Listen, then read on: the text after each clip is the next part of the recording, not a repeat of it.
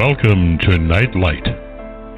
Step away from the mainstream and gather around as we enlighten the world and our realities and travel this cosmic journey we call life. Join us as we share with you and provide that beacon that can guide us all to a better way. Explore with us as we examine a metaphysical montage of spiritual insights, covering everything from the mundane to the magical, UFOs to unicorns, and everything in between. This is a time of awakening, of sharing and evolving, of spreading our wings and soaring on the cosmic breath of creation.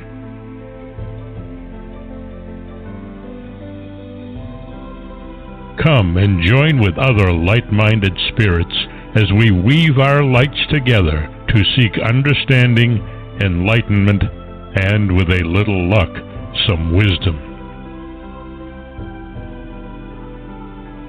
This is Nightlight, a reminder that you are never alone.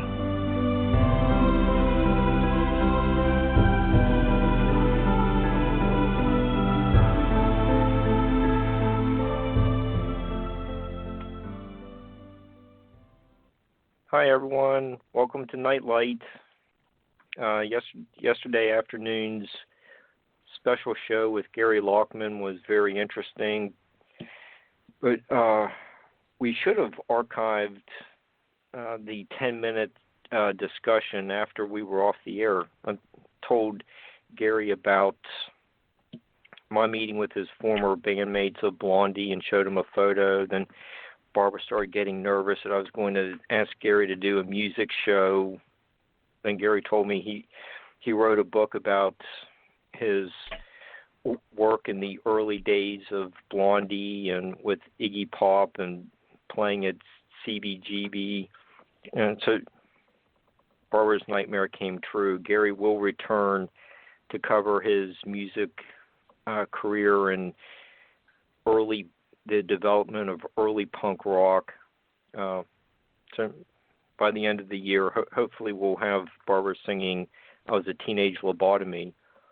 But anyhow, Iggy was a high school classmate with Bill Kirchin, and I've met him a couple times, and Bill's also good friends with Arlen Roth, one of our other musical guests. So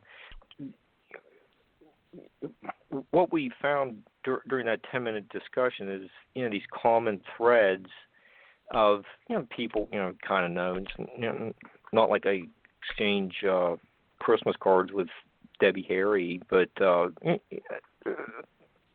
there's some of these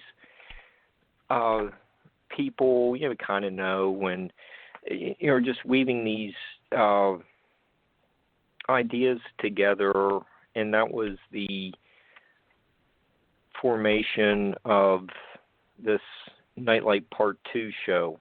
And, I've heard about the stuttering for 40 years, and, Barbara and I, just really aren't interested in appealing to, listeners who want to hear only the safe topics, and like the paranormal trifecta, the same UFO theories and ghosts with no proof, making oneself a cult leader by espousing Hermes was right. We're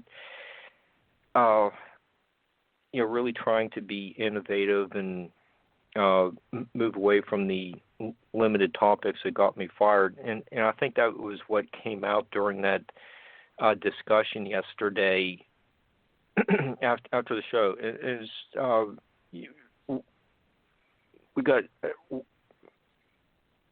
really creative with a lot more ideas, and I think we're probably going to develop maybe about 3 or more shows out of yesterday's guest. It was just you just see some things clicking there. So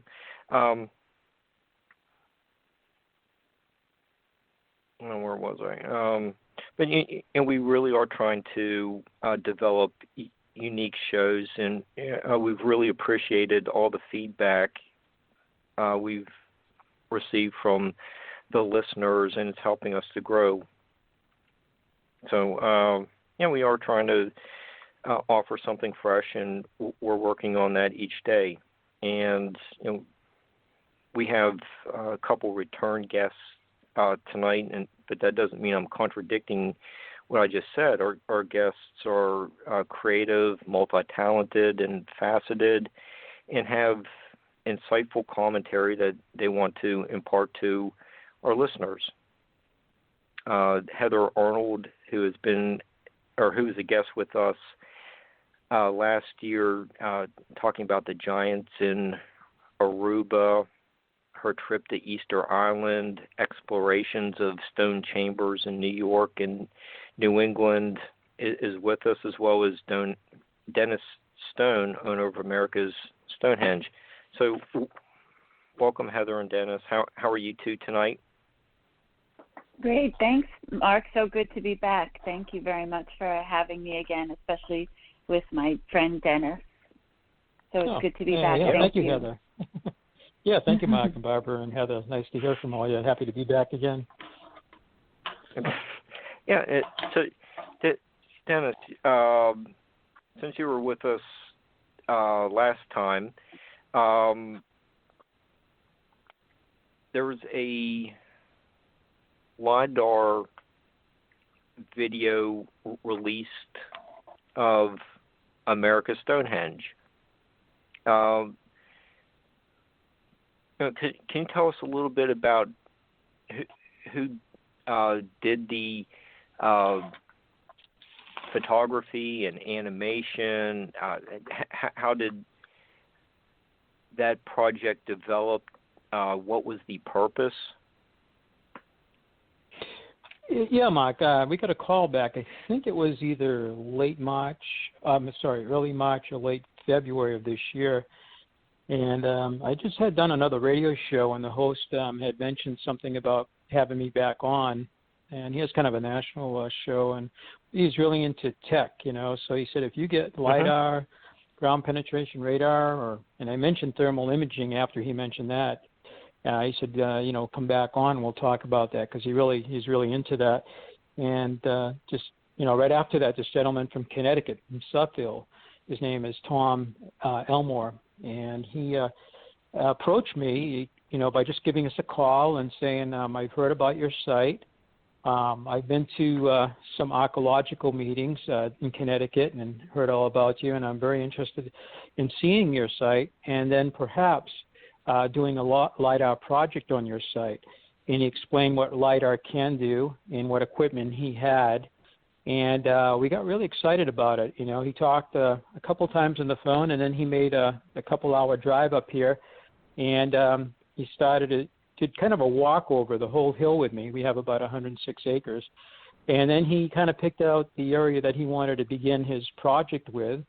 And I believe that day he even got the equipment out and got all suited up and everything. He has to have all sorts of stuff on. And he started his project that particular day, and I think that was in April. And since then, he's been back about 5 or 6 times and collecting data. A few times he's had some technical issues with the equipment. Other than that, the equipment's been pretty good. It's made in Florida, and he supposedly has the only device, I believe on the East Coast, or at least he did.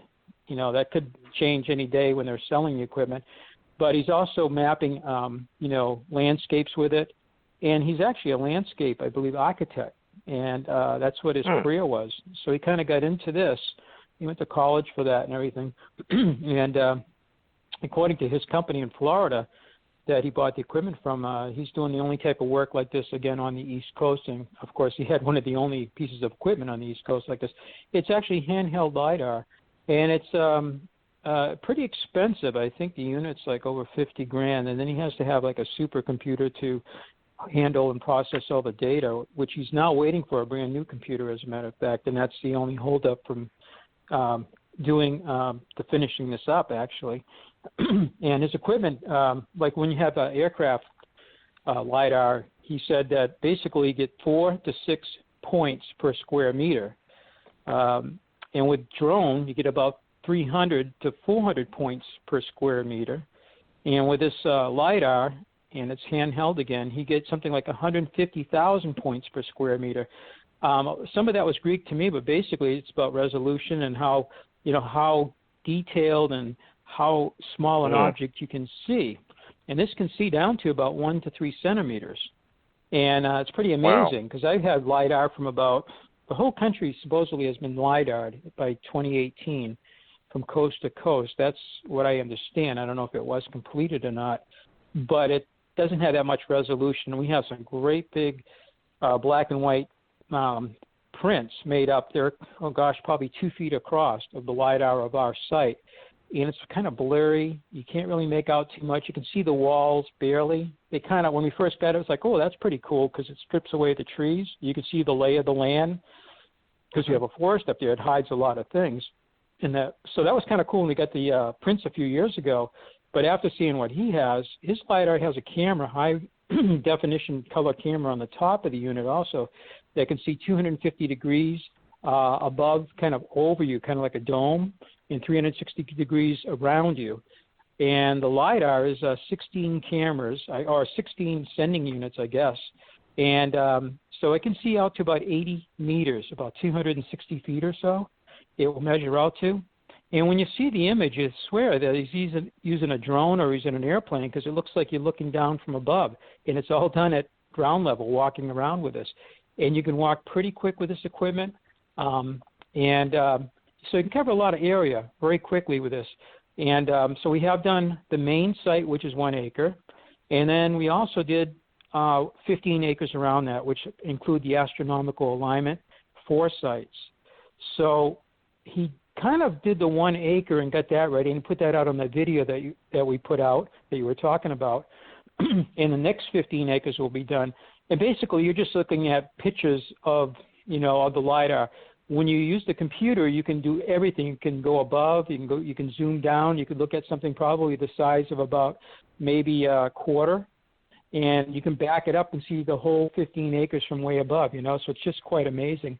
We think we can use it for also for measuring the size of structures because we're very interested in seeing if a standard unit of measure was used at our site. As we've talked about before. So this may be the first step in getting accurate measurements down to about a centimeter. If you want to get more accurate than that, I was talking to Tom. He goes, then you get to laser scanning, and these devices are set up on tripods. It's a very time-consuming process, and the unit itself is about $150,000. So time and money, it really adds up quickly. So could be a very, very expensive project like they did down in Machu Picchu if you wanted to get something really, really accurately measured. But his equipment can go down to about a centimeter or 2, which will be great to get us started on measuring the structures and seeing, again, if we had something like a megalithic yard perhaps used on our site.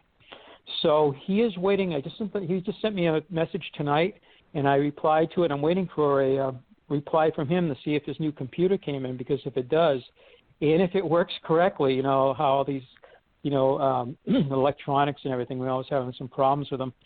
He might have the 15 acres done pretty quickly with this computer, and then we'll put out a new video with that, and then I guess I'll have to talk to him about how we can actually put it into our computer, and actually use it, because if there's something hiding up there that you can't see with your eyes, this LiDAR may detect it, and then our archaeologists would be interested in doing a shovel test pit, or what we call an STP, a 50-centimeter diameter hole, and you start digging. You look for any kind of, artifacts or, geological information too. But if you see an artifact, what you'd want to do is lay out the meter squares, divide that into 4 quadrants, and do a full-scale archaeological dig. So this LiDAR can come in very, very handy for that kind of thing. So we're very excited about it. It gives you both, kind of like a radar, but it's a laser image, plus the color picture is over the top of this. So when you're looking at a feature, you can actually see it now. The old LiDAR, again, it wasn't that great. In conjunction with this, there's a lady that's a friend of his, and she's from, I believe it's Waltham, Massachusetts, and she has ground penetration radar. And she's been up a couple times already. And for the first time, I guess, ever, they figured out a way of blending the GPR imaging with the LiDAR imaging, so you kind of can see above and below. So if you're looking at a wall, you can also see below the ground where the wall goes down to, say, the bedrock. which we've been looking at on her ground penetration radar. So this will be kind of cutting edge, technology, and being used at our site. It's pretty cool. A Stonehenge site with the latest kind of technology. So when it's all done, we should have a 3D image above the ground, and in some areas where the ground penetration radar has been used, below the ground, which will look pretty cool. Some of the underground drains we're going to try to map, the fault line that bisects the hill east to west. It's part of the Clinton-Newbury fault line that runs from Newport, Massachusetts. It heads just south of us a few miles down below the Merrimack River to Worcester, Mass., and then it bends and heads down to North Stonington, Connecticut, where there's about 8,000 features, some of them quite similar to our site. This radar can actually see part of one of the tentacles of that fault that comes right through the middle of our site. And we're going to map that using that radar. So some kind of exciting things coming up, and I think maybe within a month we might have that project, at least for the 15 acres done. For the other 90 acres, that would be something in the future we'd like to do. So that's where it stands right now. Yeah, Dennis, and Tom's LiDAR image of the fault line that runs through the property is, like you said, very detailed. The precision of, where it's going. He had one view of like ground level where you could see one side's a little higher than the other. It was, just the detail that this technology is bringing out is just really captivating. And did you have any idea of,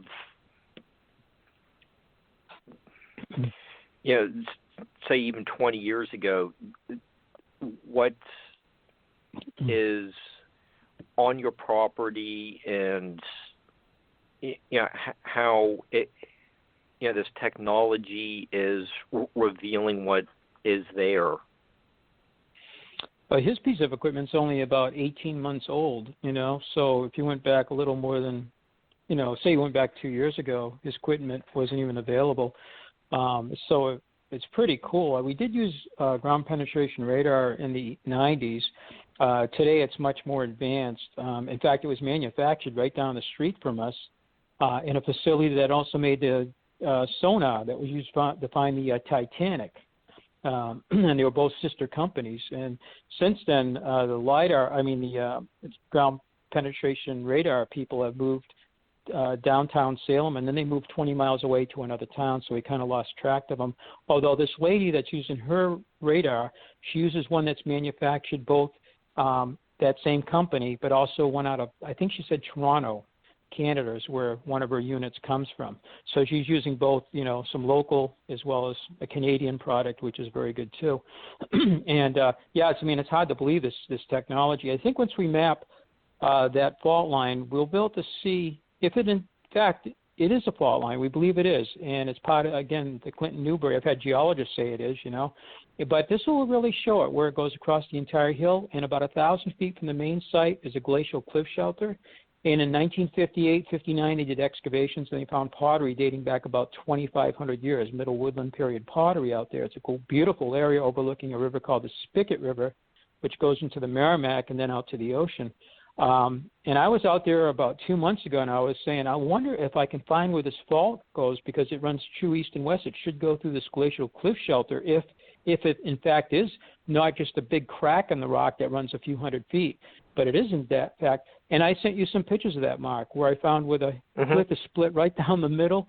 And on the other side of the hill going east, and that's on the west side, on the east, but in the main site, I found more of the bedrock split on another side of a wall near our 3,000 and 4,000-year-old excavation pits from the 1960s and 70s. Just to the side of that, I found the same crack. I'm like, now if we can map that with a radar and then use the LiDAR and then put them together, we should have a very good, visual on this fault line.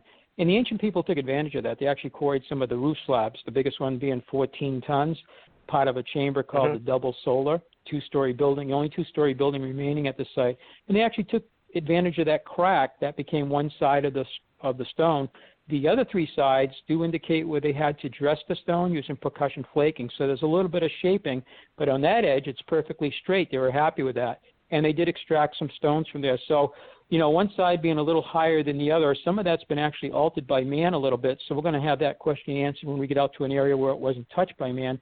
As the earth actually shifted both vertically, and it also has moved horizontally. We can actually see a joint, or what they call a dike, of rock going through it. And actually it's moved one way where it's split, and the other part of the dike on the other side of the crack has moved slightly the other way.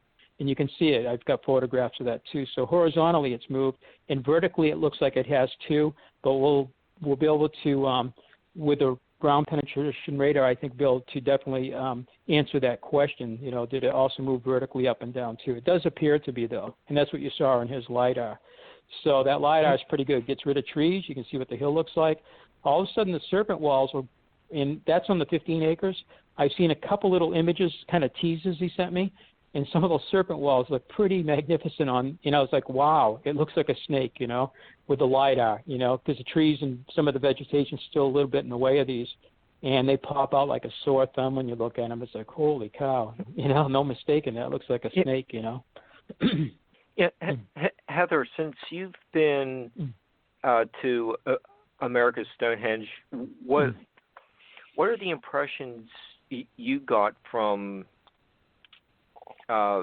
this sacred site? Yeah, it's interesting because, one of the things that I've been doing a lot of research on for years now are the stone chambers here in New York.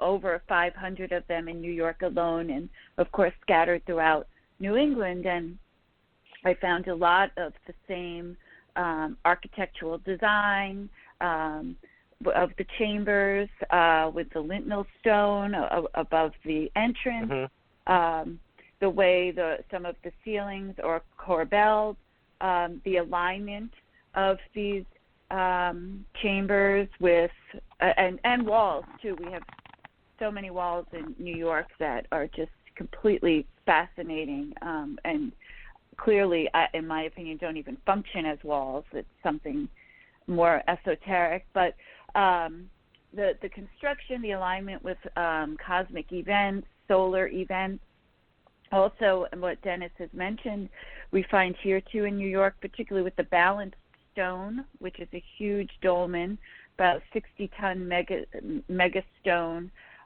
perched apart on top of pieces of quartz, small chunks of quartz, that it's aligned with fault lines. And the ancient people really knew how to manipulate the energies coming from fault lines. And not just in the chambers here in New York and in America's Stonehenge, but also the Hohokam native population of Arizona also did their petroglyph drawings related to fault lines.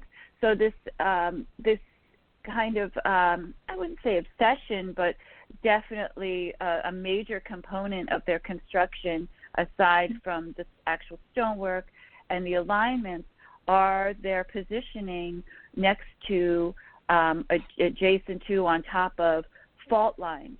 And I think, there could be numerous years of study just based on that, because it's a global phenomenon, not just seen here in North America, but seen elsewhere too. So that was the first impression of the similarities between other sites I had seen in New York, in Connecticut, in Massachusetts, in New Hampshire, of course, Vermont. There's also a connection, but you also see there are delineations between the stonework. Even here in New York, we'll see a chamber and say, oh, that one looks older than the one over here. And you do see that. You see different variations in the architecture through either different groups of people, different epochs of time. And I did see a lot of similarities between the chambers and the walls, where Dennis has, particularly also the serpent walls, which we have a lot of here in New York, and the construction here. So it really makes you think on a grander scale, just not supposing that this construction was happening in New York and then it was happening in New Hampshire. No, I think it was contemporaneous in some cases with each other, and it was a massive event to make these chambers, construct these chambers, and obviously the purpose is still unknown. And there was tremendous similarities between the positioning with cosmic events, such as even equinoxes, the solstices, star alignments, Venus, the moon, supermoons, and we see that here with chambers in New York. So it's very interesting, the coordination between the sites. Yeah, and Mark D'Antonio told us about the 1054 supernova too, that was recorded in petroglyphs as well.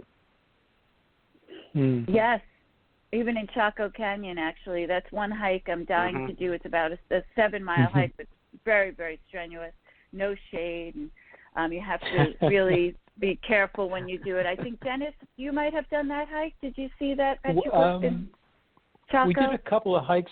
Yeah, it was pretty warm when we were there. We didn't do the 7-mile hike. I'm going to leave that for you. Maybe I'll do it again some other time. But we did a lot of hiking there. Yeah, I mean, there was a lot of hiking we did there, but not that particular loop, I guess. So maybe next time. Yeah. That supernova petroglyph, though, is also seen, and I just saw it last summer, in a cave in Bonaire.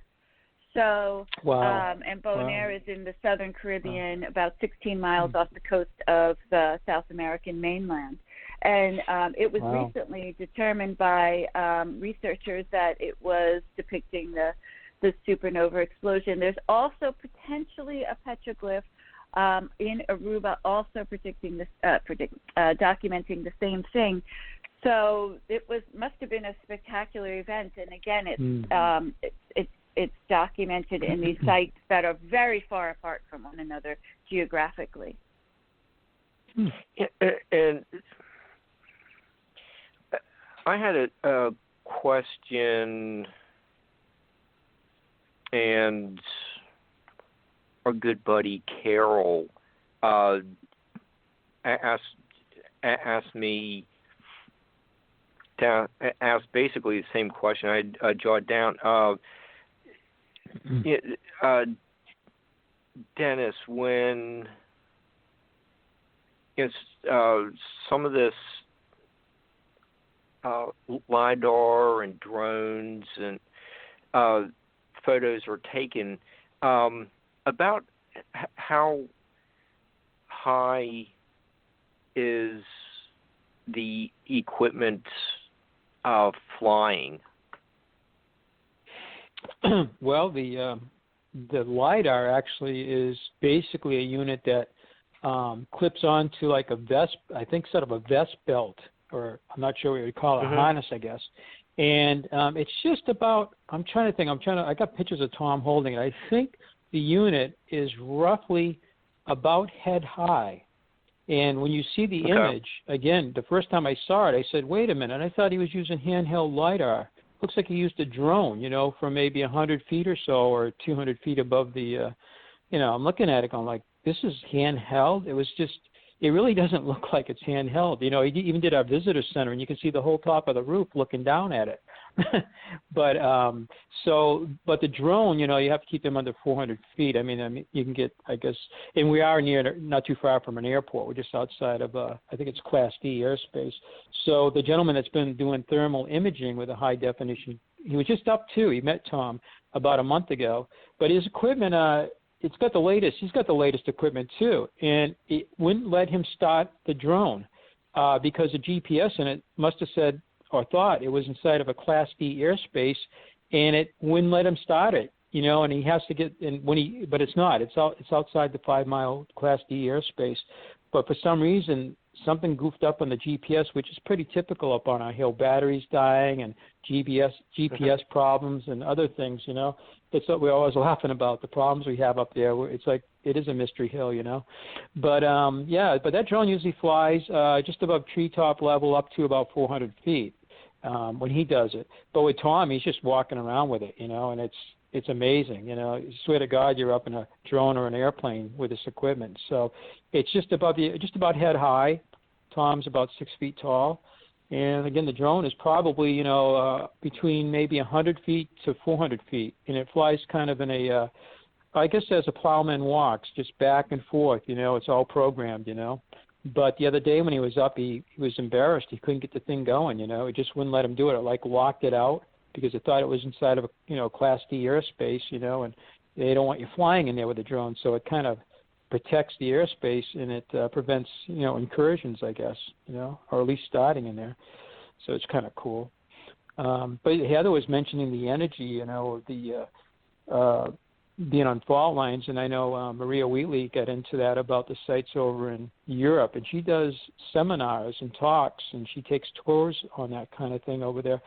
And in Wales, going into England, there's about 700 ancient stone circles, and they're located either on or near, and she says it's either on or up to a mile and a half from the fault line, pretty consistently right across those stone circles. And the equal amount are up in Scotland, and I've been to Scotland. I haven't found out if those are also situated over a fault line.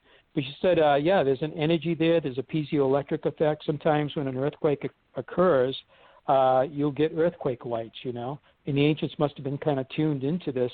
And Heather mentioned, I think, a supermoon, and she says sometimes when you have that, or the planets are aligned, you'll get even more stresses, particularly along the fault lines, just gravitational forces, pulling on them. And so she really gets into it. She's very articulate and very, she has a lot of information about that. And because we were doing her show just last week all about this particular phenomenon, But, yeah, I was talking about the area down in the Hudson Valley that Heather was mentioning, and I brought that up on that video, too. And I said, I believe there's, either fault lines or there's earthquake, activity down there. And in the northeast corner of Massachusetts, there's a lot of activity. I just read a 45-page report from the Harvard Geophysical Department. I don't know how old the report was, but it's a long report to read. It's wow, but it's all about the fault lines going central Massachusetts up into the northeast and into southern New Hampshire and part of Maine.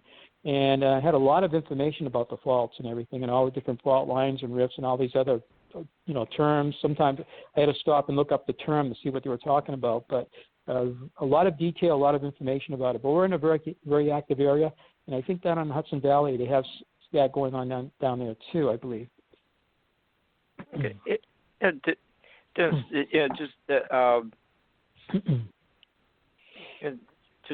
I also wanted to get into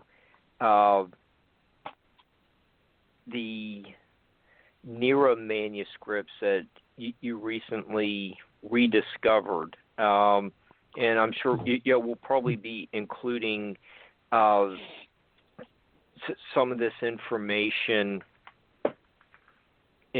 in with the theories that were covered in the rough drafts. But can you tell us a little bit about how you found these manuscripts? When were they written? Who were the authors? Yeah, I'm going through my dad's files. We got these great big Tupperware bins full of his papers. When he passed away a little over 10 years ago, my son moved into his home, and then eventually they moved out of his home, and all of this was brought over to the museum, along with file cabinets. So some of his, reports, papers, journals and everything were filed. And I remember back in the early 70s, we had one of our research members. She was from New York, and she would come up and she would actually stay in our basement. It was finished, and she would work on this back in 71, 72. But over the years, we've collected a lot more, and I'm finding all sorts of, personal letters to different early researchers, really interesting people. And sometimes these people actually have been on the History Channel. They've talked about them because most of them are passed away now. But just different people And I happened to come across some papers from a gentleman named Andy Berthovias. And Andy was an interesting gentleman. He's Finnish descent. I think his parents came from Finland. And he never went to school a day in his life, but he had a photographic memory, and he read extensively. And he could speak several languages, including Finnish. He did have some physical disabilities. He couldn't, walk. He could walk, but he had some difficulties. So I think I guess that's why he never went to school. His sister actually took care of him most of his life. He ended up working for the Sanders Company in Nashua, New Hampshire, which was bought by Lockheed, so it became the Sanders Lockheed Company. And he was a librarian in there. And he was excellent at that. My dad would ask him about a particular quotation. He could name the book, and he could name the chapter, and he could tell you the page number out of the clear blue sky. He'd go, "Oh, Bob, hold on for a minute. Okay, that's in this book. It's in, just like that. Just like that. It was amazing. My dad he could never believe it. He lived in New Hampshire, but he was one of the original founders of the New England Antiquities Research Association, which was founded in 1964 by my dad and 5 other people. And today I think the membership is, several hundred people are in the group today, and they're still going pretty strong. But Andy wrote for different magazines like Argosy, Fate. He was the secretary and the editor for the NEARA Journal, and he belonged to a couple other archaeological groups. He wrote for local newspapers, and he was also a U.S. weatherman, and he actually did stories about him taking the weather for 40-something years. He had his own little weather station in his yard. But for a guy that never went to school, he did very, very well.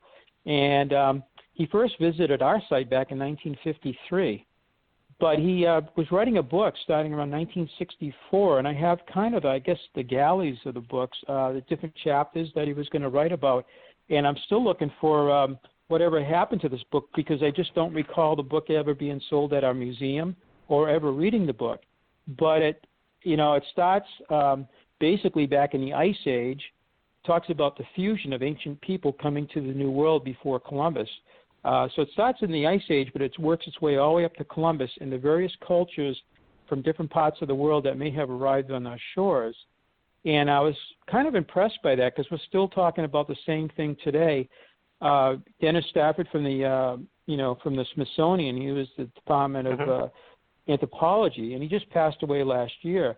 And he came to some of the NEARA meetings and spoke too.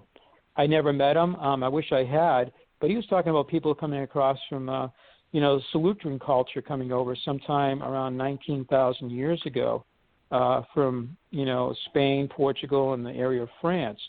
And he said that the Clovis points look more Iberian than Siberian, and most of them are found on the East Coast as opposed to the West Coast. And then they looked at DNA. I'm not sure where that stands today with the DNA evidence, but linguists looked at it and said, there's some connection there to Europe. And there's some other artifacts that seem to suggest that people were crossing the mid-Atlantic and along the ice margin going back during the last glacial maximum coming into the New World, And again, that's being argued. I don't know what the latest on that is, but Andy in his thing here, he's talking about going along the ice margin, coming over, going back, not only the Solutrean culture, but the one called the Magdalenians, I believe it's called. The Solutrean is from about 22,000 years ago up to about roughly, I think it's about 17,000 years ago, and then the Magdalenians out of France from a cliff shelter with that name. Is the ones he really talks about coming across into North America and, on boats, I guess. And then he starts working his way towards Columbus with different people coming over, making the crossings. But with our site, he felt the site was probably, the Phoenicians may have been involved with our site. And that's before the translations by Dr. Barry Fell, over 10 years before Barry Fell ever came to our site or looked at some of the Vermont inscriptions. Vermont has the most inscriptions, I think, of the whole Northeast. But it's before America, BC, came out by Barry Fell in 1976. And when you really start reading this, it's like amazing, and the same questions, the same ideas, some of the same theories that we're talking about 56 years later. And I was looking at it, like, God, it sounds like this was written yesterday. And unfortunately, some of the things haven't been answered. I was still questioning some of the same things about our site and some of the other 800 or so sites across the Northeast. So it was really a surprise, and I don't know if it was made into a book, but it was 18 chapters. And when you get into each chapter, it's just amazing what he was pulling up here, you know. And again, it's before GPR and LIDAR. It's before, before some of the before any carbon dating was done at our site. We have 12 carbon datings starting in 1967, and there were already the theory was that the site probably dated back 3,000 to 4,000 years, and probably a Mediterranean Phoenician connection to it out of Spain and Portugal, the Iberian Peninsula, just like Dr. Berryfeld talks about. Then he talks about the mound building and the Hopewell, Medina cultures out west. And some of the things that you discussed about some of the mounds out west, he's talking about this back in 1964.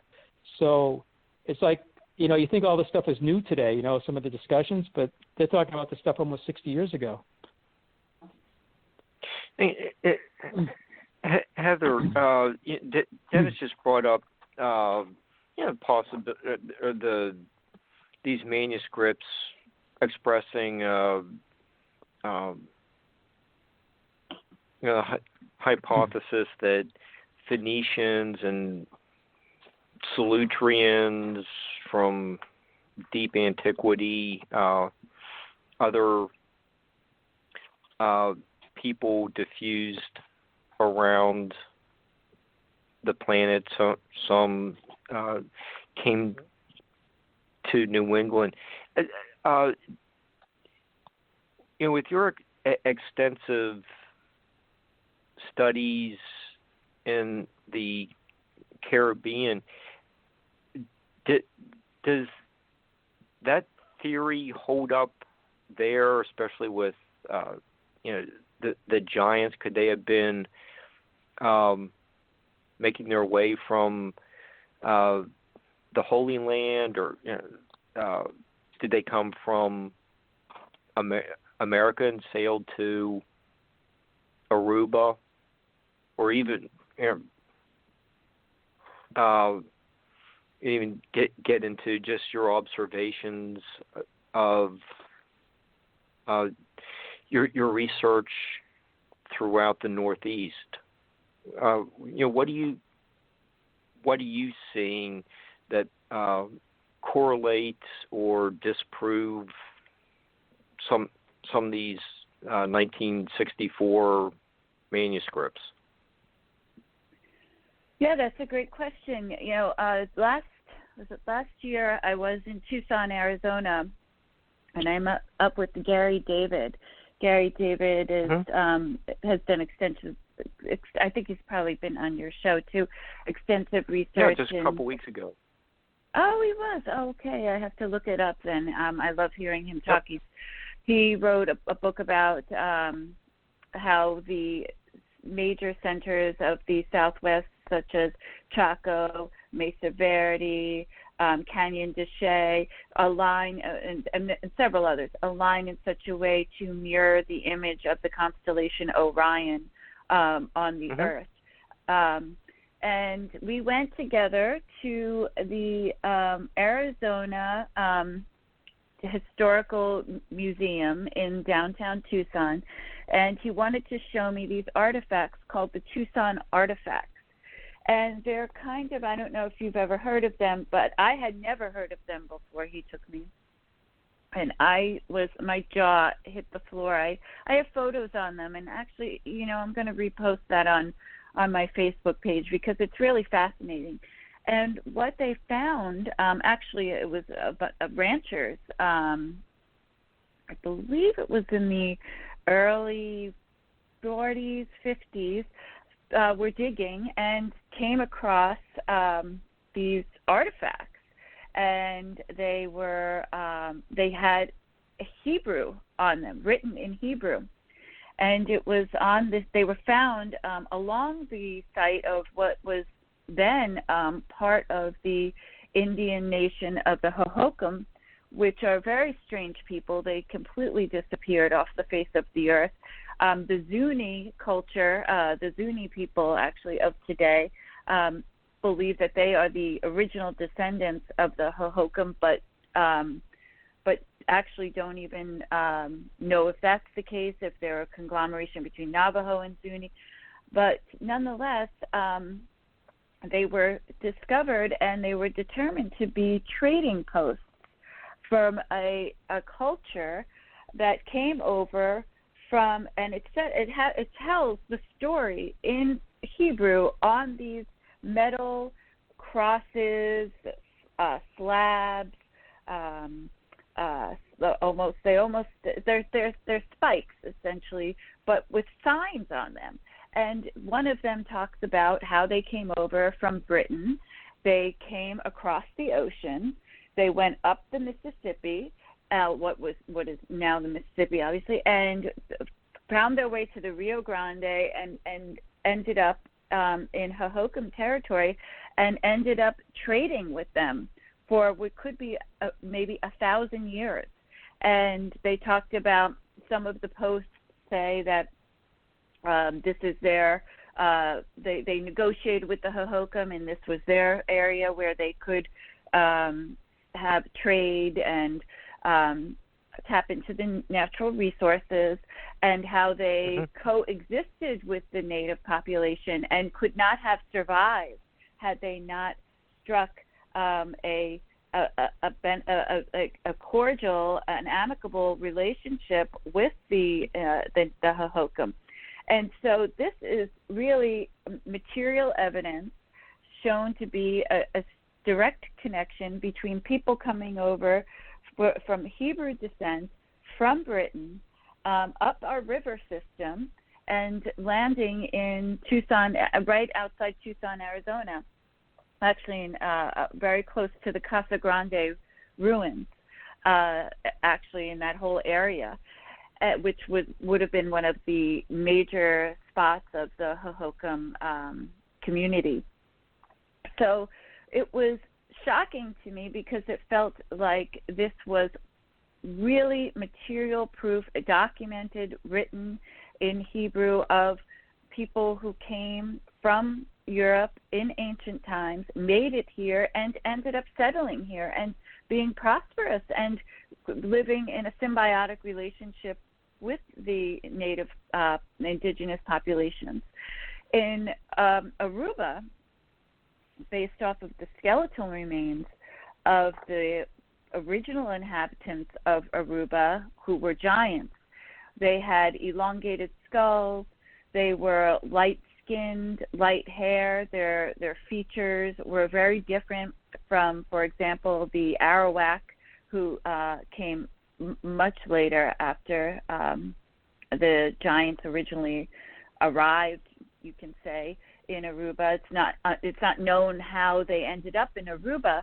They, as I said, they were tall in stature. The shortest people were at least 6 feet tall, but they were much taller than that, at least 8 feet tall, and they had elongated skulls. Their anatomical features are such that you could see where the neck is in touch with the skull. It's positioned in such a way towards the back of the skull to accommodate the weight of the brain case and the brain, and etc. And I talk at length with the archaeologist, the head of scientific research in Aruba, about where he thinks the giants came from, because the islands of Aruba, Bonaire, and Curacao were always islands. They were never part of the mainland. So it is they have possible to be naval engineers. Yes, exactly. The archaeologist said, told me, Raimundo Dykhoff, that he felt from his knowledge that they were Egyptian, which was shocking to me, because here's an archaeologist, and actually when I saw him last summer, I asked him if I could say put him on record as actually saying he thought they were Egyptian, and he said that I could, which was quite astounding too, and moving in the right direction, really, I think, in terms of all academia, in terms of embracing alternative theories of what's going on, what went on thousands of years ago, and not making it so clear-cut, because it's clearly not clear-cut. So his belief was that he felt that they were of Egyptian origin. And another researcher also came up with that conclusion. And that's astounding because they had to get across the ocean and then find these little specks in the sea. Why did they come there? There is no other evidence in the Caribbean of any giant race existing. There is what is considered two breakaway civilizations of the giants, one in Cuba and one in Colombia, that are believed to be part of the same race of giants who inhabited Aruba, Bonaire, and Curacao at least 5,000 years ago. In my estimation, and even that of the archaeologists, it could have been as far as 25,000 years ago. And that this was the only population. So if they did come from Egypt, and why did they choose these islands? And then why did the breakaway civilizations, one in Colombia, one in Cuba, why did they go there? And it's quite interesting. So the people of Bonaire actually even have a connection to Easter Island, in that they both have on both of their islands a navel stone, a stone that has believed to have given birth to the inhabitants of the island, that is connected in some way to the center of the earth. And in Rapa Nui and Easter Island, it's a sphere. It's perfectly round, smooth sphere that actually is also believed to be on a fault line. And then in Bonaire, it's this monolith of stone, this tremendous monolith of stone with a hole in the center of it, which is quite interesting. So there could be a connection even between the Polynesian people and the people of Bonaire. So yeah, it seems very logical that this could be an instance where there was transoceanic travel going back thousands upon thousands of years, and it might not have been as difficult then, as Dennis was mentioning, with regard to being in some cases an ice age. Also, continents closer together, land masses weren't as submerged. And then here with the chambers in New York, there was discovered a point, an arrow point that was dated to 2,000 years ago. It was found within the King's Chamber, which is in Putnam County, New York.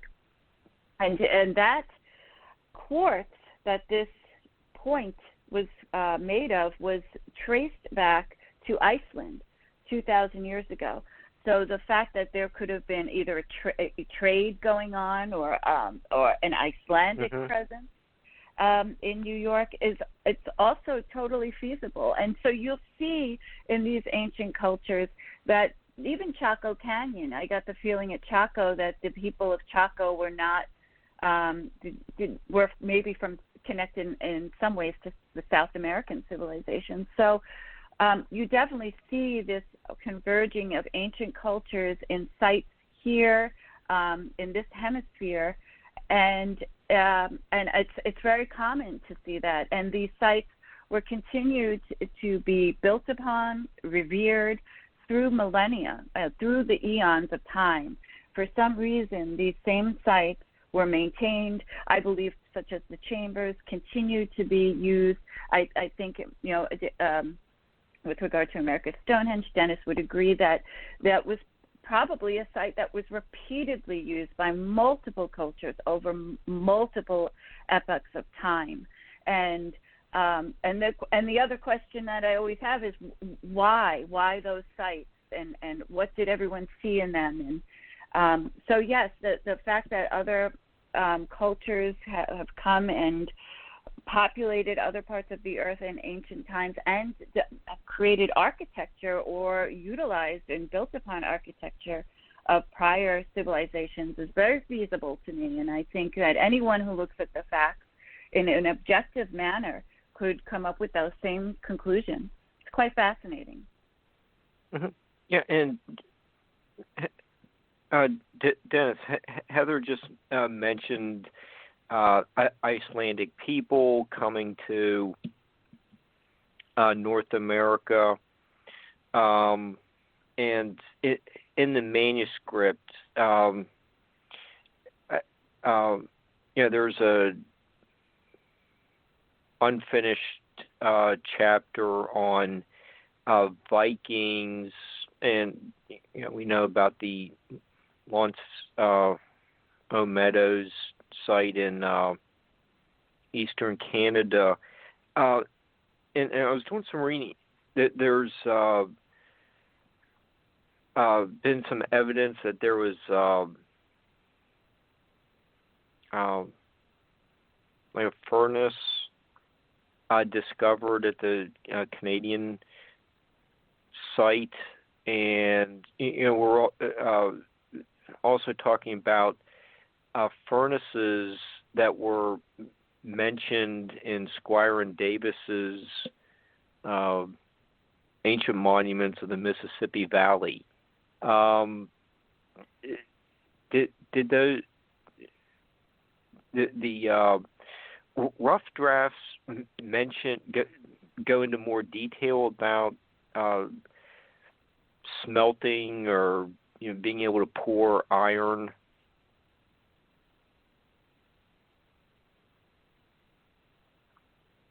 Do we lose Dennis? No. Maybe we lost Dennis. No, he still he's seems there? to be here. Well, he's here. He's not talking, but he's here. Oh, there you are. I lost you for a minute. Sorry about that. Okay. Yeah, Mike, I heard you, but I couldn't talk. I guess something about, there's Mallory's book that we have in our library at the museum, and I think it was written in the 1950s, and he talks about some of the mounds, and having actually smelting furnaces inside of them, One of his theories was it was the Greenlanders, when the Little Ice Age hit. Sometime in the 1400s, somewhere around 5,000 Greenlanders seemed to disappear. So some died there, of course, and some of the bodies that they found were very, they had malnutrition. They weren't eating. The Little Ice Age was really taking its toll. The animals weren't reproducing. The crops weren't growing whatever they were growing there. And so some people were deformed, and, it was just, but not everybody died there, and they didn't seem to go to Iceland. They don't seem to go back to Europe. His thought was possibly they went back into the Americas. I saw a PBS show about 2 years ago about the new Viking find up in Newfoundland at Point Rosie, I believe it's called, about 400 miles southwest of Lonzo Meadow. And it's the second Viking settlement, I believe, that's been identified. There's one in the Baffin Islands they don't talk too much about, but I think officially it's like the second one, and it might have been a boat repair place. But they think that the Greenlanders were coming into the New World not for – when I grew up, I thought the Vikings came over, it was like one season in the New World, and then Leif and then his brothers and half-sister came over, and that was about it. Thorvald, Karlsefni coming over maybe.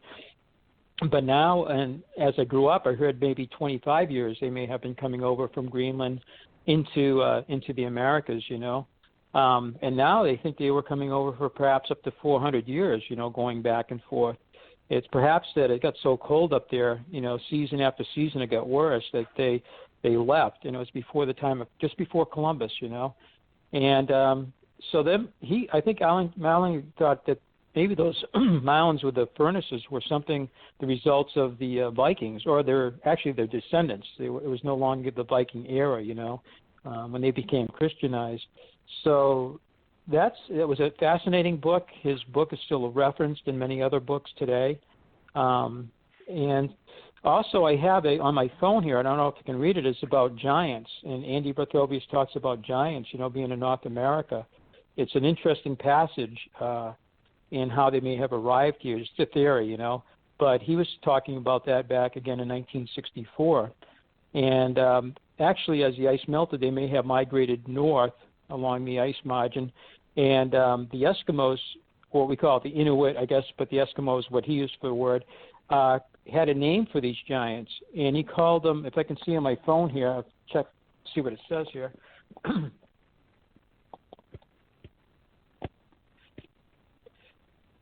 Well, and it's kind of, I just lost it, but anyway, they called like the wobbly giants, I think. It was a name like Toona Juke, it's like Tuna Juke, I think it was called, and it's something about they were wobbly or they weren't stable giants, So the Eskimo had a name for them too, and but so the giants do come up in a couple times here too about giant.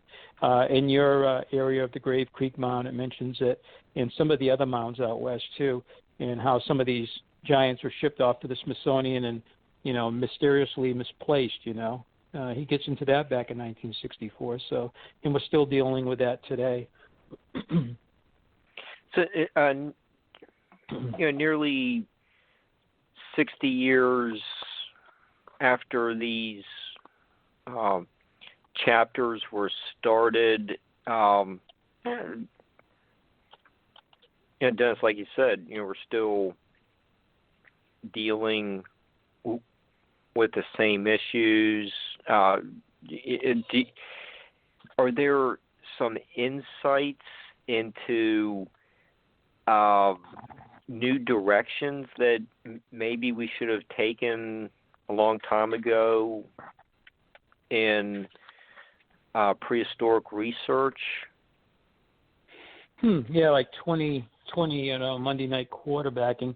I was thinking of that. It's a great question, Mark, because I was thinking the same thing. What could have changed in, 55, 60 years ago?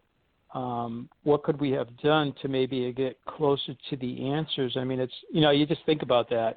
But, I mean, there's a lot of problems. Obviously the mainstream resists this for number one. They think that these things are all, at least in the Northeast, are built by farmers and, settlers during the 1800s and 1900s, and that these sites aren't ancient and they're not really worthy of any real investigation, That's part of that problem. Getting funding to do different types of testing is another thing, We struggled to get the 12 carbon datings we did at our museum, and there's probably more we could have done. But the reluctance of the archaeological, establishment to send people to do the excavations, the equipment, and the funding to do that's been a big problem, And then you have places like, I don't want to pick on any particular, but, like National Geographic and the Smithsonian and other, a lot of the universities have great archaeological departments, but they tend to focus on things overseas, not in their own backyards. You have a site like, we call a site, it can be a chamber, it can be multiple chambers, like North Stonington, Connecticut. It has 8,000 features. In the book that Mark and Starr wrote just 4 years ago called Ceremonial Stonework, it's outstanding, really. It has these features that are just like at our site, and some of the features are just like you'd see out in the Hudson Valley where Heather was talking about, and elsewhere too, But that site has 8,000 features, over 35,000 acres. And it's in the backyard of Yale, University. Brown University is just down the street, and Harvard's up the road, an hour and a half away. And yet they don't even know about this site, and it's remarkable. It's not a farm. The area is not arable. It's hilly, swampy, rocky, kind of like our hilltop and a lot of these other sites. And there's no, if it was all built by farmers, you'd find cellar holes from that time period, from barns, carriage houses, from the houses themselves. And there's no historical record, And Markham Starr, he says, yeah, I've been told, I lived here 30 years, that the farmers built all these things, but I never thought there was. Where's all the colonial or post-colonial farmhouses and barns? They're not here. Plus, these just don't make any sense for a farm, All these different walls that today they look like serpent walls, cairns, standing stones, chambers, and some of the walls go from glacial, erratic boulder to another one, back and forth zigzagging, whereas most walls built by our forefathers in the late, starting in the 1700s, going up to, more modern times, they were pretty linear walls. They make sense. They're boundaries, field clearings, and stock fences, or all three. And they usually kind of enclose kind of a rectangular area, if you will, for the most part, with some exceptions. And these walls don't do any of that. They make no sense for a farm. So that's a great question. I mean, it would be a great thing to kind of discuss and throw around what could have been done differently in the last 55 years or 60 years to maybe, have more answers today, maybe have found the truth about these sites. But part of it's just a reluctance on the part of mainstream scholars, historians, archaeologists. A lot of them just, and by their dogmatic attitude, some of these sites are disappearing too. Because, somebody might say, hey, to an archaeologist, what is a stone structure? Oh, it's just some colonial thing. It's not really important. and the next thing it's being cleared for a house or for a road, and a lot of the highways went in the late 50s and early 60s in New England, like around Boston. There's one called Route 495. It's part of 95 that goes from Maine to Florida, but it's an outer belt. And my dad's got pictures and diagrams and a report on some of the chambers. I think there are beehive chambers that are completely gone today. I believe today, maybe, hopefully it's changed enough that maybe they would build around these and kind of take care of them. But my dad's group and the group before that, called the Early Sites Foundation, which was formed in 1954 and ran up to 1964. And when it was dissolved, that's when NEARA kind of took over. They recorded some of these sites, that are no longer there, and that's true across the landscape, And so, one of our things like Heather and I have talked about is the care and protection of these sites, the preservation of these sites, and hopefully education of people too, to make the public aware that, these things are part of our ancient past, that they're precious and they should be taken care of, wherever we can do that, because there's progress going on, obviously, with development and everything. But sometimes the builders can actually build around them. They can actually, the Danville Chamber, I think Heather went to that. That was given by one of the big builders in the area, and I've met him. He passed away a few years ago, and I was talking to him at his farm. We were getting some alpaca hay from him, and I was talking about our site a little bit. And he has a country club up in the next hill over that Heather loves to stay at. It's his family, And he was nice. He actually donated the piece of land to the Danville, New Hampshire, and it's right next to the highway department. And it's kind of one of the town historic sites, and they got a brass, I guess, plate. It's a dedication on it to, it says it's a beehive chamber, even though it's really not a beehive chamber. It's not really core built. It's vertical stacking. But it's a beautiful little stone chamber. It sits on the side of a hill, and it's next to the highway department. And the town seems to be caring for it because we have to be worried about vandalism, So some of the locations of these structures are kept quiet and for a good reason, And others that can be protected, they're on the historic trail of the town, and somebody keeps an eye on it, because this is right next to one of the town facilities. So I think the guys kind of keep an eye on the thing. But, so that gentleman gave it to the town, and there's another place like that in Raymond where our first researcher back 80 years ago, William Goodwin of Hartford, Connecticut, he bought our property and he began work on it in 1937. But he worked on about 14 other sites in this area of Massachusetts, Connecticut, and New Hampshire. And the Raymond site in New Hampshire, he actually worked on. I understand that was given by the landowner to the town, too, to protect, so nobody will bulldoze it down in the future, So maybe slowly but surely some of that's happening up here. Yeah, Heather, what Dennis was just talking about the some vandalism, some of the means of towns preserving, say, some of the beehive-looking chambers.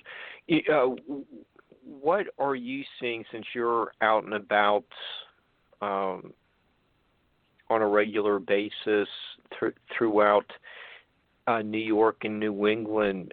Are you seeing some vandalism? We could, there's a recent report of the spray painting of Plymouth Rock. Are you seeing vandalism on your trips, or is there a little bit more effort to preserve these prehistoric and somewhat recent or post-contact archaeological sites? It's a shame because these sites are not fully, quote unquote, recognized by academia. Mm-hmm. They aren't afforded protection. If they're dismissed as root cellars, why would an archaeologist ever begin digging there? Why would a town, a historical society ever think to preserve the site? You do see some cases of that occurring, but there's so few, and you could probably count them on two hands of sites that are actually protected. One that comes to mind is Gunjiwamp in Connecticut, which is actually a protected site. But most of the chambers in New York State are not protected. And we have a little group of us who go around and continually monitor these chamber sites. And the biggest problem is graffiti. And the graffiti, usually we have a team of people who who know people who have special chemicals and power washing techniques who can get rid of this paint that's on the chambers, in the chambers. But recently, a Mount Ninum right by Kent, New York, in Putnam County, there's spray paint all in the front of this chamber that is along a busy hiking path, so it's in plain sight. And this paint, no one can get off, so we don't even know what they used to make these markings. So these permanent scarrings are, which are just, it's just devastating, are on the face of this chamber. I've found, part of what we do is we go around, we look at the chambers, we make sure everything's intact. If there's graffiti, people try to address it. This is just people such as myself just getting together with a group and saying, let's do this, because no one else is doing it. We have found chambers where people were living in there, definitely chambers where people were partying with beer bottles. There are chambers that have become like almost garbage dumps, and we continually go and clean them out and clean them of leaves and make sure they're respected and maintained. Fortunately, as Dennis had mentioned earlier, a lot of times these sites, if you find them, if you stumble across them, there are balanced rocks, there are menhirs, all different types of stone structures in New York, not just the chambers. And oftentimes they are protected simply because of where they're located. Many of the sites that we go to are off trail. You have to have someone with you who knows where they're going. Even some of the Karen sites I've been to up in the by Woodstock, New York, with Bruce Edwards. They're so the hike just to get to them is just so crazy. And then again, you wonder, why is this chamber at the top of this hill in the middle of nowhere after a strenuous hike that's in some cases dangerous? So that our location actually will help protect them, and that's good. And that's why if you look on people always say to me, where are the chambers? Can you give me directions to the chambers? I want to check out the chambers. And I'll say with quite honesty, there's no way I could even describe, unless you're familiar with the area, I couldn't even begin to explain to you how to get to the chamber. It's just there are no directions, and some you just park on the side of the road and just hike in, and all of a sudden, for example, the one chamber like that comes to mind is the King's Chamber, which is one of the largest chambers, if not the largest chamber in New York. It's just, you're just parking on the side of the road, hiking into a forest, and the next thing you know, you find the King's Chamber, which actually in and of itself has also suffered vandalism. There was a standing stone outside the entrance of the King's Chamber that is, very heavy and continually knocked down.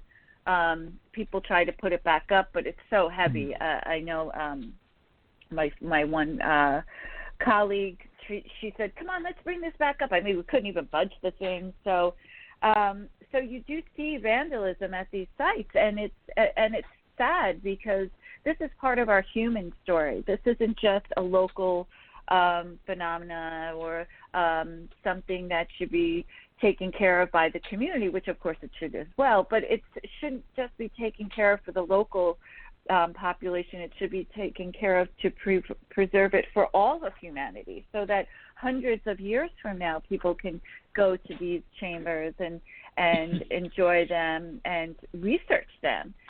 So it's a problem that extensive acknowledgement and academic acknowledgement of these sites is not occurring and has not occurred ever in most of the sites, because that puts them at tremendous risk. And so you have to have people such as myself going and monitoring the destruction that inevitably occurs at pretty much any chamber that's in a view or off of a hiking trail is definitely been vandalized several times. There's one chamber right off the main road that I went in last year, and the inside was just covered with spray paint, yellow graffiti, and it was just, you just want to start crying. I mean, it's just almost so sad. And they couldn't remove that. So is someone, and I don't know who it was in my group, but painted over it in like a gray paint to try to make it blend with the rest of the stones. But it shouldn't have to be that way. And I think because they're just, these sites are relegated to being root cellars in the case of the chambers in New York, they're not going to be taken seriously, and they're certainly not going to be researched, and they're not going to be taken seriously by the general population either, if they're not taken seriously by, academia. So it's a shame, and it's a continual struggle, and it's a global phenomenon, that vandalism of these sites all across the globe. I mean, I see it in Aruba. I've seen it out in Arizona. You've had in Easter Island, someone ran into a moai and toppled a moai. So it's a global problem that really it needs to be addressed, because in a couple of years, maybe even 50 years, some of these sites may not be in existence. There have been chambers that were destroyed to build roads here in New York, just as Dennis was saying, up in New England. And there have been, even when you're doing hikes to certain spots, I'm thinking of one site in Putnam County where there's Hawk Rock, which is this huge monolithic stone of several tons carved into a hawk that faces the vernal equinox sunrise. You'll see how even the early colonial farmers dismantled the chambers, and you'll see the lintel stones in the walls. So they would make walls around their farm, and where they got the stones, the smaller ones, of course, because some of these stones are massive, megaton stones, but the smaller stones they used within walls, perimeter walls, for their farmsteads. So they would just break down the chambers. You also see it in Gunjiwamp before it was protected.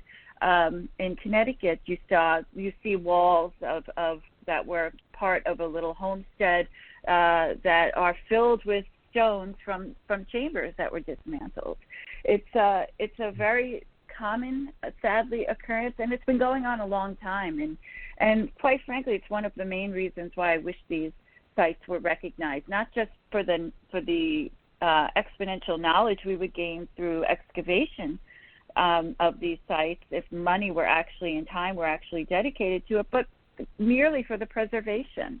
And to me, it's, I thought by the time my daughter was this age, because I've been going to the chambers now, I think maybe 10 years, I thought, I would tell my daughter, when you get older, there's probably going to be a velvet rope and you won't be able to go in the chambers. Mm-hmm. And this grandiose idea of how life was going to work out. And it would be something that you would just stare into, and you could tell, I told my daughter, you could tell your kids, remember when we used to be able to go in the chamber? And nothing's happened. and quite frankly, I don't know, if anything will in my lifetime happen with the preservation of these sites. Yeah, Dennis, Heather brought up an excellent point about this vandalism is a global problem. Just the other within the last few days, there was the vandalism at the Caerleon Roman Amphitheater in southern Wales. Okay, just Heather mentioned the Easter Island truck attack on one of the Moai. There's just a couple samples of this vandalism going on around the world. You've been having to deal with situations too. Is there like a profile of the perpetrators that it is emerging, with a lot of the more serious type, or profiles of the more serious type of criminals? You get a lot of fantasy. They really can't. The perpetrators really couldn't cut it as being a police officer, and they, after they do their crimes, they go hang out with the police officers and ask questions. Do you guys have any leads on this? The Jones case. And they just really can't separate their deeds from the fantasy that it seems like it's controlling their lives. There's also, it's also called, wrong page, with the profiling that goes on with some of the murder cases. John Douglas and Mark Olshaker do discuss the homicidal triad. That is a very common trait. That's the cruelty to animals, bedwetting, and fire starting. Does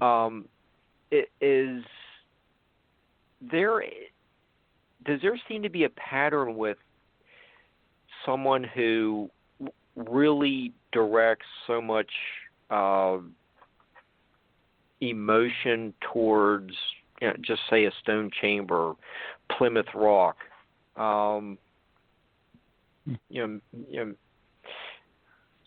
Could be, say Native Americans didn't, really like the Plymouth Rock. Someone who had, or what Plymouth Rock represented. It could be someone who really didn't like, say, the Church of England, for the Pilgrims being associated with the Church of England, and bringing that philosophy here. There's a number of ways to look at these sites. Do they want to make these pagan sites Christian, or is there like a white supremacy thought behind some of these desecrations? What are you observing? Well, I think some of it's juvenile, like when you go along a highway and you see the sound, barriers, all painted with, different types of graffiti. Sometimes it's gang members putting their, their logo up there. And so that's kind of like kids doing bad things, and some of the spray paint stuff, at those chambers that Heather mentioned maybe that's the kind of, vandalism it is. Kids going out with spray cans causing, putting graffiti in their mark on this chamber, But I do know, like Avebury in England, I was reading where they had, because they were considered pagan, these ancient sites, there was a period of time, and I forget it on the top of my head, I can't remember the dates, when this was occurring, probably in the 1600s, possibly, 1700s. It was every 25 years, I believe, people would go out to like Avebury, for instance, and I think there were other sites that were attacked too, and they would basically take one of the large, they're basically menhirs. They're monoliths, but they're really big monoliths, and in that case they're referred to as a long stone, and the word is a menhir. And they would actually topple these things down, I think, into a fire pit. And I've been to Avebury, they call it Avebury Henge now, and Maria Wheatley's really well versed on that, But I've been there several times, and they would actually topple these stones over. And it was a tradition. I think it was 25 years, I think. So this is the year, this is the big year, we're going to go and we're going to topple one of these heathen pagan stones over, and then they would, fell it into a fire and heat it up, and then they would, I think, would pour water, and I've heard vinegar too, and it would cause thermal stressing in the stone, and if you strike it with a maul, you can start to break the stone up. And so this is kind of a tradition that was going over, and that's probably religious, and it was attack against the pagan worship. And so trying to profile these vandals who do this, probably it's juvenile. Sometimes it's, religious and symbolic. Our site was attacked too last year, and we still haven't had an arrest. And they're still investigating it, so we can't say too much. But in this case, I don't believe it was a kid. We're pretty sure it wasn't a kid. So that was a different type of person, And it might have been something that was wrong in their life, and they decided to come up here and cause damage to this, harmless stone, part of an ancient ceremonial site, and take whatever frustration they had out on this stone and make it sort of a symbolic thing, And I talked to Andrew Collin recently too. He's from England and pretty well known, and it was I talked to him recently, but back after the vandalism, he was aware of it, and I talked to him, and he, sent his feelings and sympathy and sadness that this happened. And I believe he said Glastonbury recently. Somebody went into Glastonbury, and I've been there too, and they caused some damage to that site, some heavy damage. And he told me what it was. I can't remember the details. And it was somebody that was angry. Tree?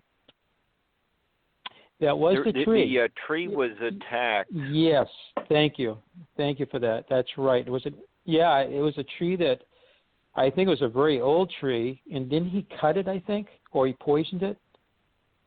I forget that he caused damage to it.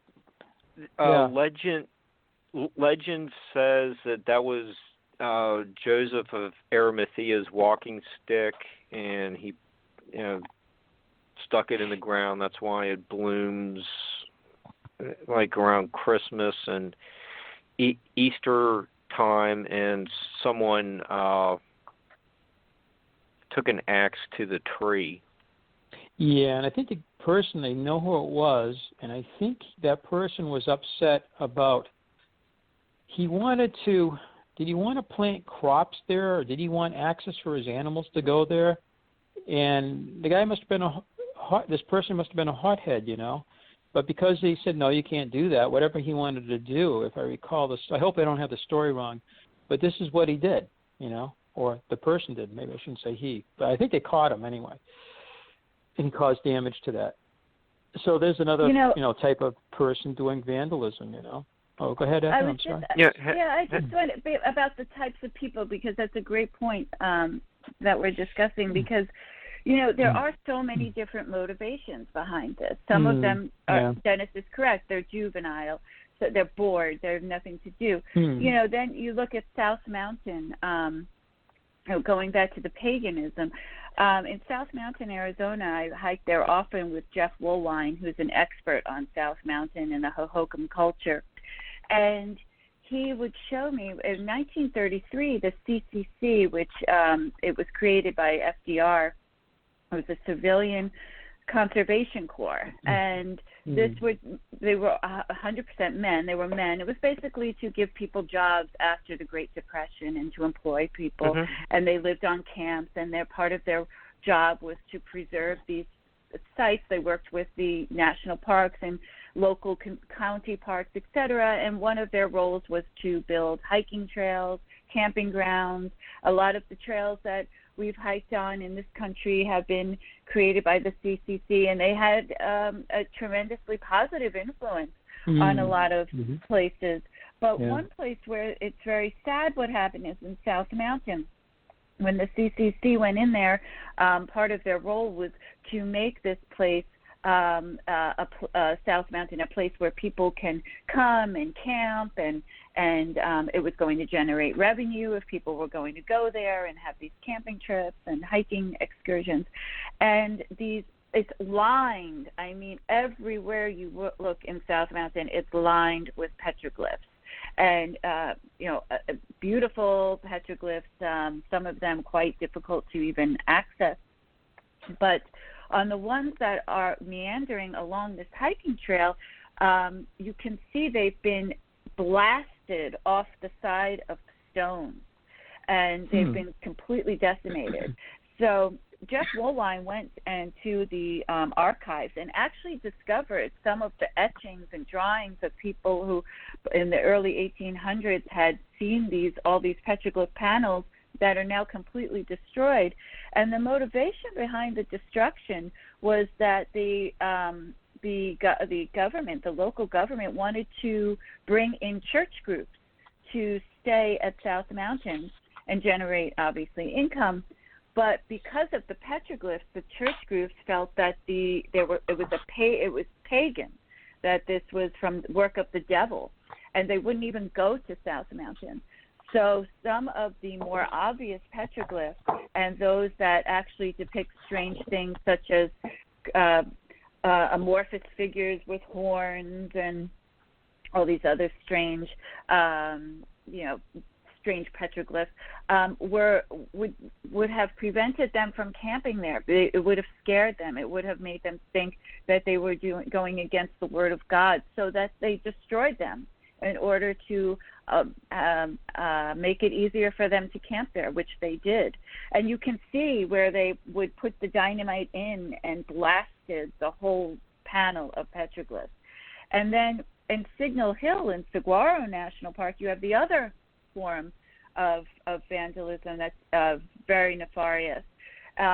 It's an amazing site with, again, so many petroglyphs, some very famous petroglyphs as well, sundials that mark the solstices, etc.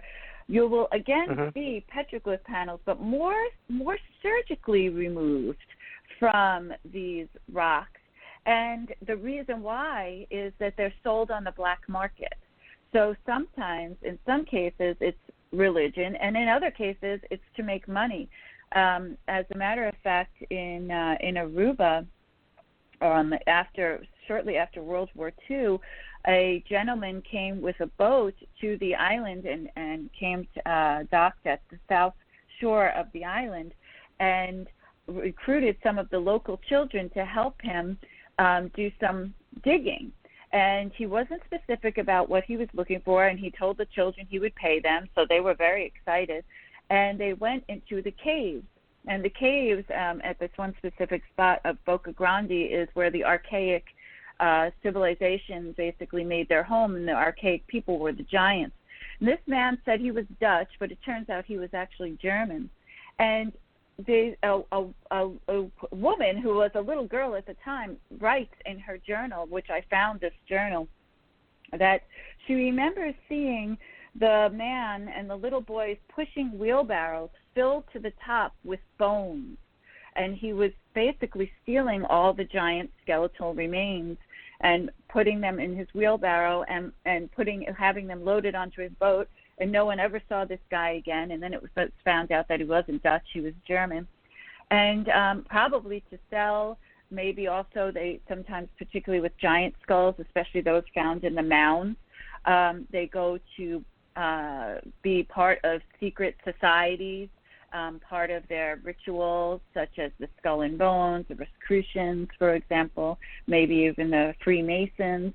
So there's also that type of that reason for vandalism too. So then there's just like complete idiots, like the Boy Scout leaders in 2014 who toppled the pedestal stone in Utah's Goblin State Park that have been there for 3 million years. Just complete irresponsible humans on this earth. And then at Chaco Canyon, I even there's believe it or not one of the most remote national parks in this country.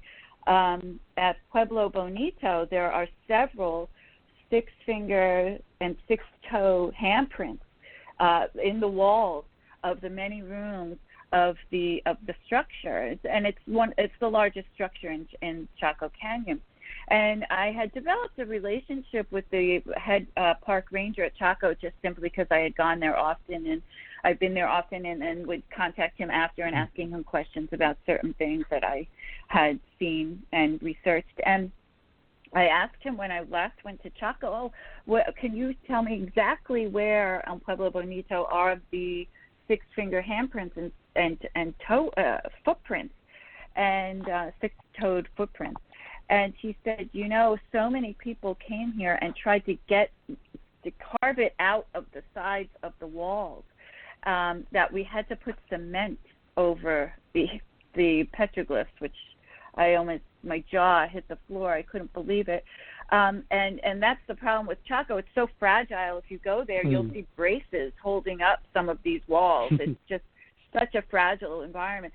And they were afraid, the rangers, that with this constant pecking to try to get this petroglyph panel off of the side of the wall, that they would knock over the whole thing. So they just put cement over all of those petroglyphs. And and who knows what the motivation for that. I mean, you have to be fully motivated to drive into Chaco, which is an adventure within itself, and then go to this place and try to get these panels off of there, and then to know that now they're covered over permanently.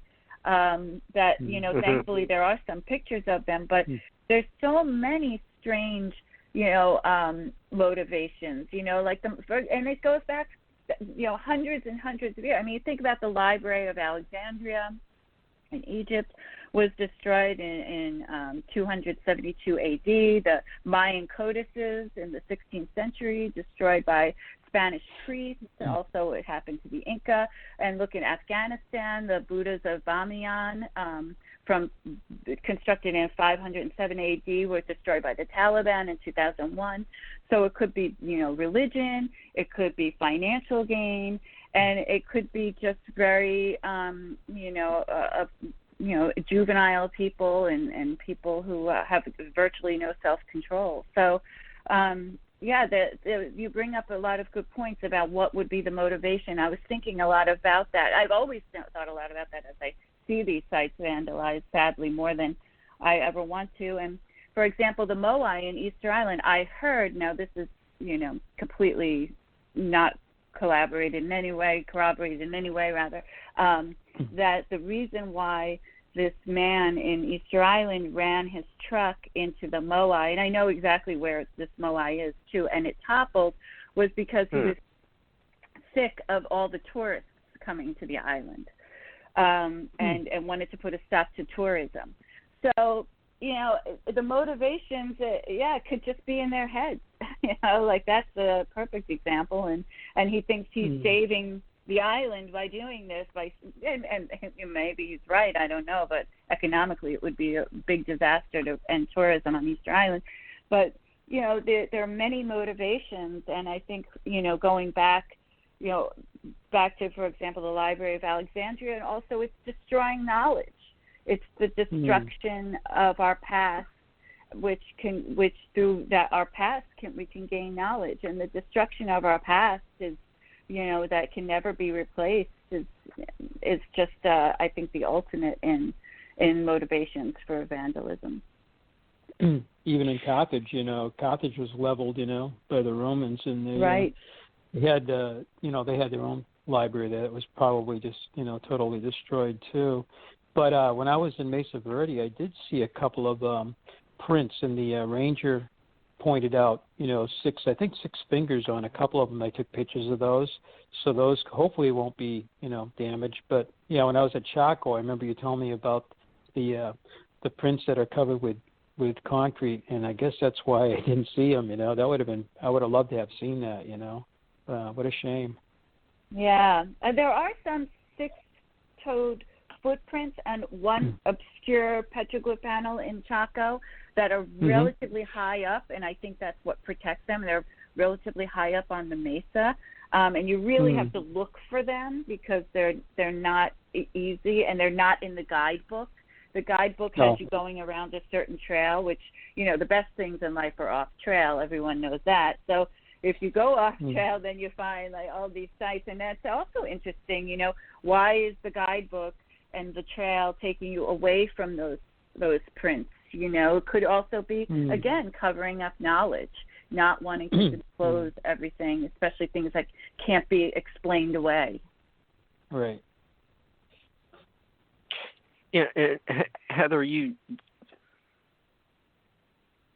discussed the motivation of the driver that wrecked his truck into a Moai. You can understand his point of view. I've never been to Easter Island. Sure, it'd be a place I'd want to visit. I don't know, is there a town there? Like, are there some Easter Island residents? Oh yeah, no, they're still tribal in Easter Island. There are tribes. There are. Okay. Yeah, the tribes will maintain certain parts of the island, and for example, if there are Moai, there were some Moai that I wanted to see, but I traveled with an archaeologist from Easter Island. He was born and raised. He's Rapa Nui, and he said, no, that's private land. Or I said, I want to see these Moai. He said, no, these two tribes are fighting over land right now, so you can't go in that area, and there is a small, little town. It's it is really like as tropical and remote and primitive as you can ever imagine. Little tiny, almost like shacks set up, and outdoor restaurants. Maybe there's like 2 or 3, and there's not. The town is just what would be a block, maybe a Manhattan city block, not very big, just little narrow street. And so that's what's so interesting about why this man, if that was indeed his motivation, because tourism is their number one, that is their industry. As a matter of fact, one day we were supposed to take a boat ride, and Easter Island is controlled by Chile, and the Chilean government closed the ports of Rapa Nui and of Easter Island, so you could see there were freighters that had lumber and food and water that couldn't come into port. And I remember going to a little tiny shop, a little island shop, and getting a bottle of water, and the cashier said, "Oh, you better get more because those boats out there have all the water we need, and we're not going to have any water until Chile opens our port again." I thought, and you can't drink the water there. So I thought, oh my gosh, this is crazy. So it's very dependent on tourism, but yes, there are. It's a tribal. The way the society is organized, the native population, it's tribal. Yeah, and I can understand where he's coming from, but I think people who would go that far out of their way for a vacation are there to appreciate what makes that area so unique. But you can also extend that to like all the stone chambers that you visit. It's on Barbara's Secrets of the Stones video, Dennis's place. People go there to have more of an understanding of a different time period. I just come away with. I just don't get the idea. Don't share in the motivation to destroy another culture. It's something so alien to me. Is it being overrun by tourists, Heather? Is it really crowded there, or? No, and that's the amazing Machu thing. Picchu is, I think. But, it's regulated how many people can come into Easter Island and how many people have to leave. So every day that same plane goes back and forth. So we leave from Santiago. There's 200 of us on the plane. Only 200 can come in.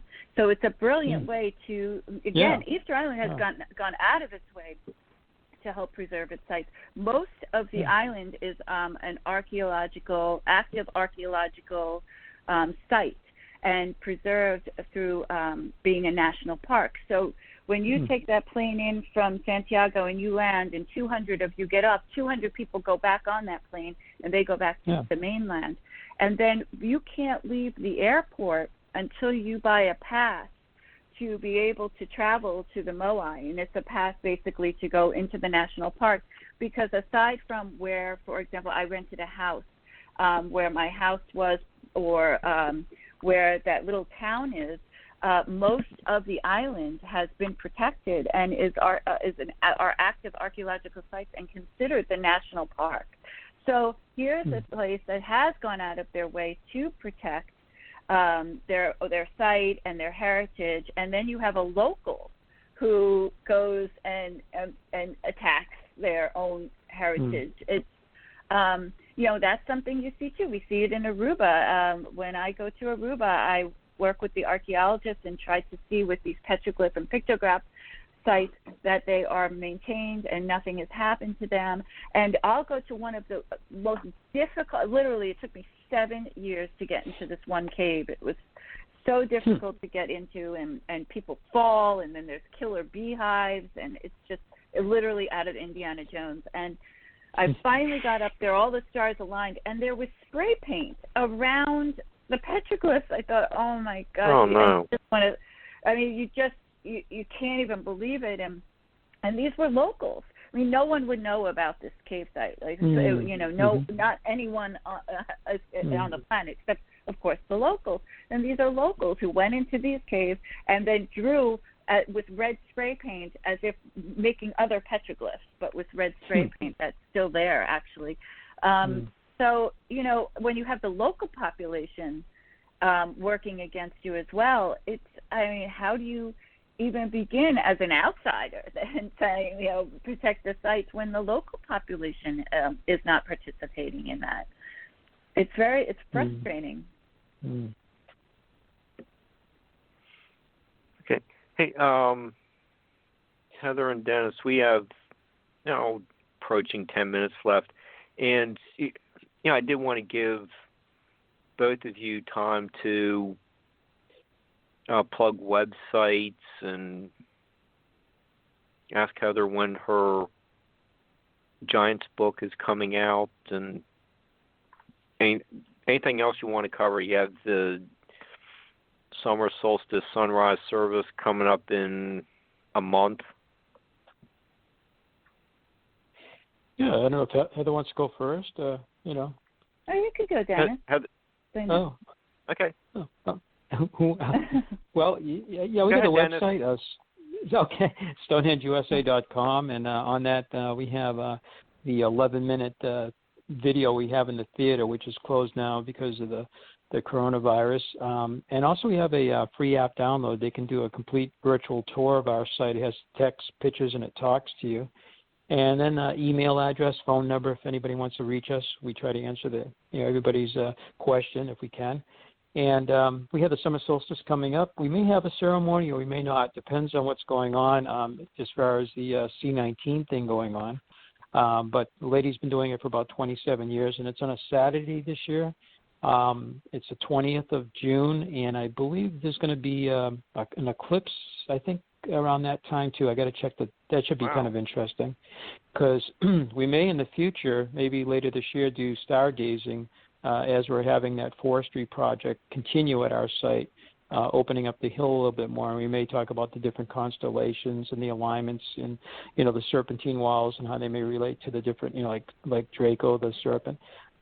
We have a drumming circle coming up in August, and I'll have a book. It got delayed a little bit because my daughter-in-law is actually on unemployment right now, and she was doing the typing at the museum, so it got delayed a little bit, and I'm going to add more things from all the files my dad's collection has. A lot of very interesting things I'll add to the book now. So my book's going to get delayed probably maybe midsummer or maybe late summer now, depending how things go. And so it's StonehengeUSA.com if anybody wants to get a hold of us.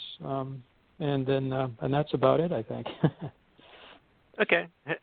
Heather, how can people contact you, find out what you're up to, when you're, how's your book coming along? So, ever since this virus, I've been homeschooling my daughter, which has been quite a feat. And now hearing that it might go into the fall, it's just really almost overwhelming. So sadly, I was going great with writing, and then all of a sudden everything fell out from underneath. And one of the components I was going to be researching in Aruba this June, I should have been, I'm supposed to, well, in theory I was supposed to be leaving in 3 weeks, was to do GPS coordinates of all the balanced stones that Aruba has. Aruba has massive multi-ton stones positioned on rocks, facing in various directions towards other ancient sites, etc. And working with the archaeologists in Aruba, we were going to get GPS coordinates for each of the standing stones on the island. So far, I have documented 11, but there are more. And I was going to do it with the local population, also to help bring awareness to these sites and hopefully help to preserve them.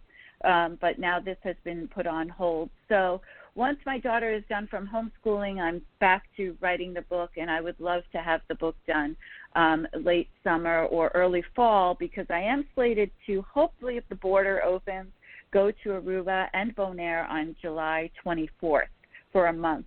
So let's see. I don't know.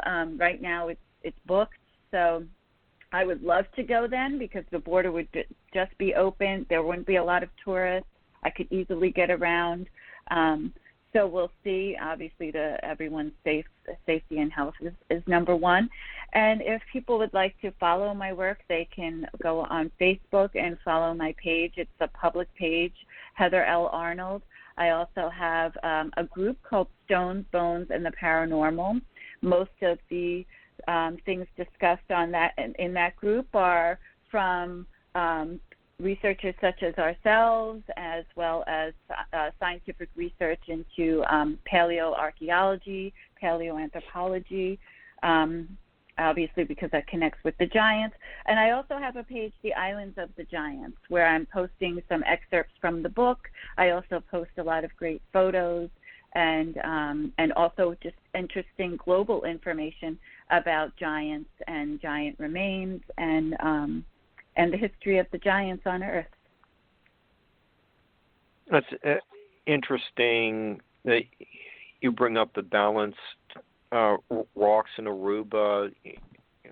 I think Barbara had Glenn Kreisberg on probably a year and a half ago. I think he's one of the first guest she had after I joined, and he has numerous photos of them throughout the New York area. So there we are back to another similarity between North America, the Caribbean. It just seems like there's a global symbolism of doing certain rituals. Yes, no question. I mean, the balance stones in Aruba fit descriptions of balance stones globally. For example, some of the stones in Aruba are the balance stone, the one on the top, is of a different composition than the one on the bottom. So one is maybe tonalite, one's limestone, one's diorite, and one's limestone. So that's why the archaeologists actually became interested in my research with regard to the balance stones, because it couldn't be explained away to erosion, to any sort of geological occurrence, not when two different stones of two different compositions are on top of each other, as well as how in Aruba it's always a flat stone, a flat rounded stone with a massive boulder on top of it, but it points in the direction of another site. So all the stones on the island point to another site on the island, which is quite fascinating and completely matches up with the balance stones and what I have witnessed here in the northeast of the U.S. as well as the southwest of the U.S. has balance stones as well. Yeah, people by the Great Lakes. There's some out by the Great Lakes too. In Lake Superior area. I've been reading about those lately too, but I'm not sure if they're pointing at something, but they exist out there too, just like New England. Yeah. Yeah. Dennis has covered the stones pointing in certain directions. That was documented on TV, and Gary David in his Orion Dimension. That was a book we covered 2-3 weeks ago with him. That you could just take Google Earth and see where all these monuments are lined up. He talks about their position, like the chakras, but you can still following that line and end up in New Zealand, and then you get more evidence being brought up of from the folklore that people came from the west across the waves, and they were our ancestors. It's all very interesting to get into this global. I don't know. Global consciousness, maybe a right word to use. It's the same idea as somehow getting around the world. It's a fascinating subject, and we'll have to talk about that next time, since we're down to less than a couple minutes. I've heard of sacred geometry too. Sacred geometry of the world. It's kind of thing. Fascinating topic. We'll have to do this again and get into the sacred geometry.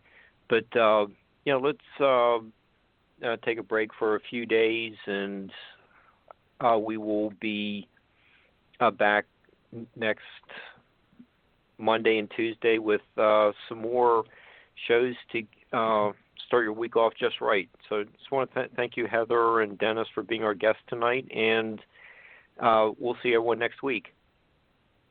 Thank you very much, Mark and Barbara and Heather. Great talking to all of you. Thank you so much.